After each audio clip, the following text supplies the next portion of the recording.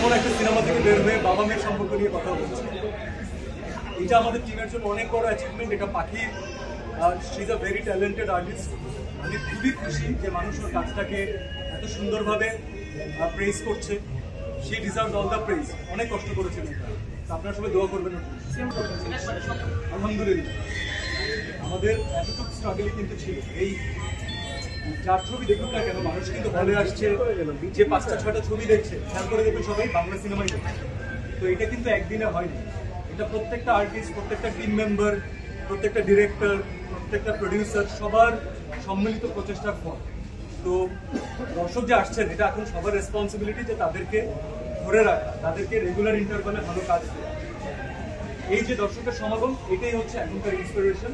এবং তরুণ যে ডিরেক্টররা আসছেন, তরুণ যে টিম আসছেন, আমাদের নিজেদের টিম অনেক তরুণ, অ্যাভারেজ বয়স 28-29 হবে সবার, আপনারা দেখেছেন অলরেডি। তো ওরা যদি আজকে সাহস পায়, আপনারা যদি ওদের কাজকে অ্যাপ্রিসিয়েট করেন, এই টিম নেক্সটবার আপনাদেরকে ইনশাল্লাহ এর থেকে বেটার কাজ দেবে।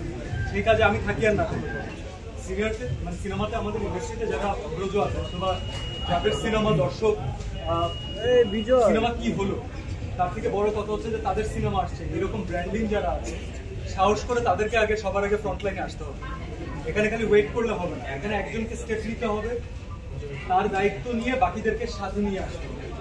আমরা কিন্তু আপনারা তো এতটুকু বুঝতে পারছেন যে আগের যে ঝগড়া ঝাঁটি অথবা যেগুলোকে সবাই ক্যাশ করতে চায় সেটা না। এখন কিন্তু সিনেমার টোটাল জার্নিটা অনেক সৌহার্দ্যপূর্ণ।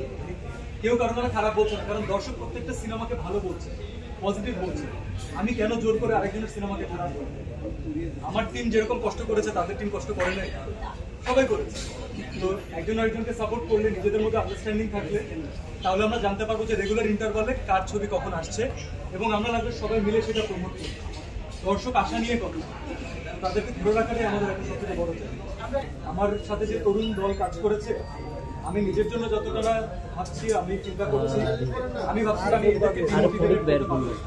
এটা আমার রেসপন্সিবিলিটি।